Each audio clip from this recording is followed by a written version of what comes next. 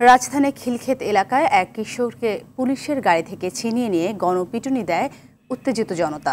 মধ্যরাতে খবর পেয়ে পুলিশ ধর্ষণের অভিযোগে কিশোরকে আটক করে থানায় নিয়ে আসার সময় স্থানীয় কয়েকশো লোক অতর্কিত হামলা চালায়। পরে অভিযুক্তকে উদ্ধার করে থানায় নেওয়ার সময় পুলিশ সদস্যদের উপরও ইট পাটকেল নিক্ষেপ করে উত্তেজিত জনতা।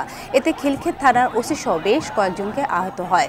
গণপিটুনির শিকার কিশোরকে আহত অবস্থায় ঢাকা মেডিকেল কলেজ হাসপাতালে পাঠানো হয়েছে, আর অন্য আহতরা কুর্মিটোলা জেনারেল হাসপাতালে চিকিৎসাধীন অবস্থায় আছেন।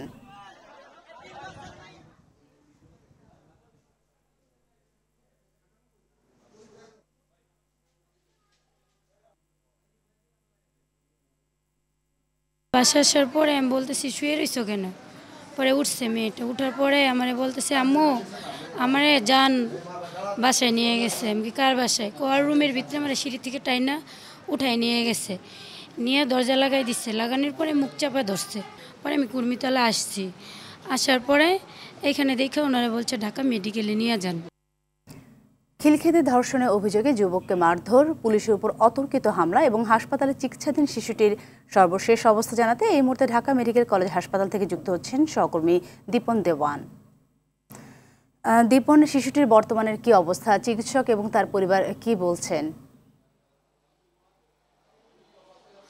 সাথী, এই মুহূর্তে আমরা শিশুটিকে যে এখানে দেখতে পেয়েছি সেটি হচ্ছে যে one stop crisis service centre যেটি রয়েছে, সেখানে সাধারণত ধর্ষণের শিকার হলে সেখানেই রাখা হয় এবং পরীক্ষা নিরীক্ষা করা হয় ধর্ষণের শিকার যারা হয়ে থাকেন।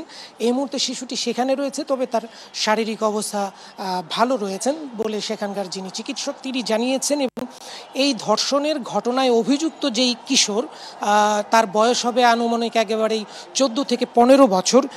সেই কিশোরকেও গতকালকে যখন পুলিশের কাছ থেকে ছিনিয়ে নিয়ে স্থানীয়রা মারধর করেন, হামলা করেন, তিনিও গুরুতর জখম হয়েছেন এবং আহত হয়েছেন। তাকেও কিন্তু ঢাকা মেডিকেল কলেজ হাসপাতালে রাখা হয়েছে, তারও চিকিৎসা চলছে।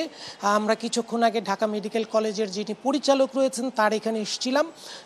আপনি দেখতে পাচ্ছেন হয়তো মুহূর্তে আমরা তার কার্যালয়ের সামনে আছি। তার কাছ থেকে আমরা একটু জানার চেষ্টা করছিলাম যে আসলে তাদের বর্তমান অবস্থা তার সেটি আমরা জানতে পারিনি, কিন্তু তিনি আমাদেরকে বলেছেন যে সংশ্লিষ্ট চিকিৎসক এই ব্যাপারে একটি অগ্রগতি তথ্য আমাদেরকে দিতে পারবেন। আর এই ঘটনায় এখনো পর্যন্ত কোনো ধরনের মামলা দায়ের হয়নি। ধর্ষণের শিকার যেই শিশু, তার পরিবার এবং এই ঘটনায় যেই কিশোর আহত হয়েছেন তাদের দুজনের পরিবারই এই মুহূর্তে থানায় রয়েছেন এবং সেখানে আসলে ধরনের সিদ্ধান্ত হবে যে এই ঘটনায় কি করে কোনভাবে কোন দিক নির্দেশনা অনুযায়ী মামলা হবে। এবং একই সাথে যেহেতু এই ঘটনায় পুলিশের উপরও হামলা হয়েছে, পুলিশ বাদী হয়ে কোনো ধরনের মামলা করবেন কিনা সেটিও এক ধরনের প্রক্রিয়া রয়েছে। তবে সেই বিষয়গুলো নিয়ে এখনো কোনো ধরনের সিদ্ধান্ত হয়নি। সাথী, ধন্যবাদ।